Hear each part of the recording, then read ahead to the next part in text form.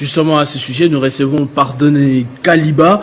Il est député national honoraire et également notable du Sud Kivu. Bonjour et bienvenue. Bonjour. Alors, vous avez été aperçu dans la caravane de la paix, sur les images que nous venons de voir ailleurs. Vous êtes passé même à Minembwe. Quelle est la véritable réalité sur place? Merci beaucoup pour m'avoir invité à cette tribune. Je confirme que j'ai été à Minembwe. Je viens de Minembwe. Et je voudrais dire ici que les choses qui se sont passées à Minembwe, c'était une profonde humiliation. L'affront que nous avons suivi à Minembwe était grande parce que nous sommes allés dans une délégation de députés nationaux dans la mission de caravane de paix initiée par le ministre de la Défense nationale, que je félicite ici pour l'initiative. Caravane de paix, et quand nous sommes arrivés après l'étape de Bunia, de Beni, troisième étape c'est Minembwe, surprise, ce que nous rencontrons le ministre d'État Rouberois à l'aéroport. Il doit aller à Minembwe. Nous sommes partis ensemble. Chaque délégation prenait son avion. On m'a même demandé de prendre l'avion du ministre d'État Rouberois parce que dans notre avion, il n'y avait plus de place. Il n'y a plus de place, on prenait seulement 12 personnes.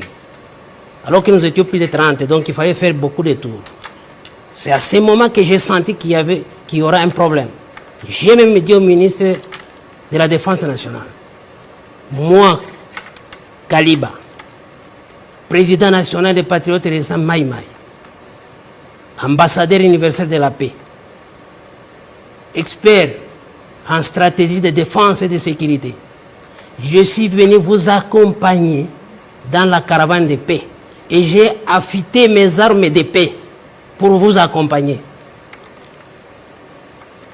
Vous me demandez de prendre l'avion avec le ministre d'État Rouberois, que je connais qu'il a des armes de guerre. Ce sont des graves affirmations.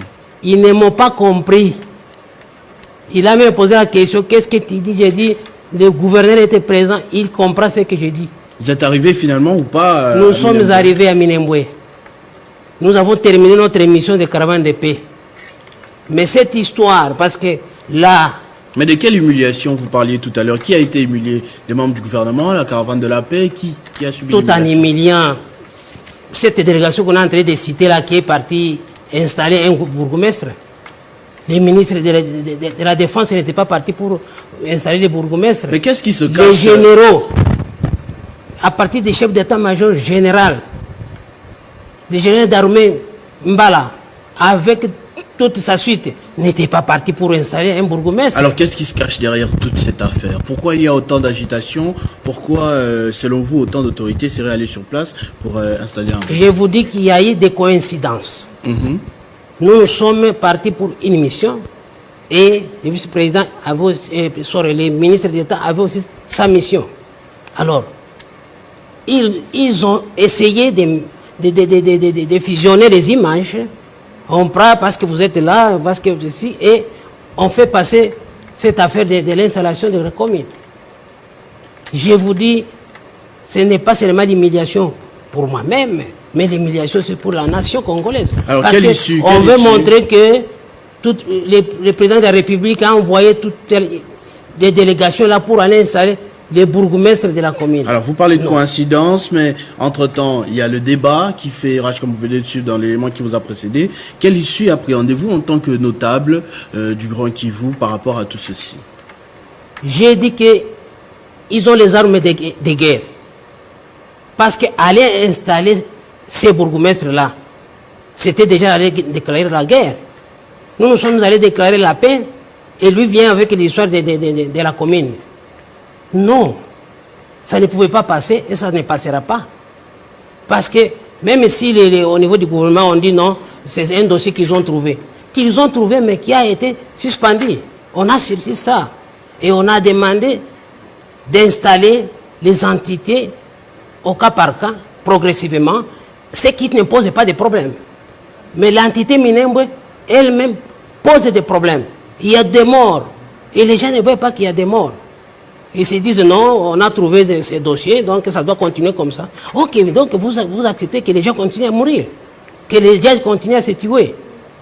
On nous a informé de la présence des armées étrangères, les Burundais, les Rwandais, qui sont sur place, en dehors des groupes armés locaux. Mais on n'en parlait pas. On dit, ok, on a trouvé les dossiers sur la table. Mais quand on a trouvé les dossiers sur la table, il faut faire quoi? Il faut la traiter avec sérénité. Alors, que faites-vous de vos armes de paix? Quel message vous pouvez lancer à l'endroit des populations de la région, mais aussi de ceux qui sont en train de débattre activement actuellement sur ce sujet? Un message de paix. Message de paix, j'ai dit, restons calmes, soudés, sereins. Nous avons des institutions de la République. Nous allons présenter nos problèmes au niveau des institutions de la République. Il y a l'Assemblée provinciale qui doit travailler. Il y a l'Assemblée nationale qui doit travailler. Nous ne pouvons pas continuer à travailler en détonnant les armes, en amenant les androïdes, les Toguaneho et les Ngumino. Non. Les institutions doivent nous aider à résoudre ces problèmes. Merci beaucoup, Monsieur Pardonne Kaliba. Je rappelle que vous êtes député national honoraire et notable de la région.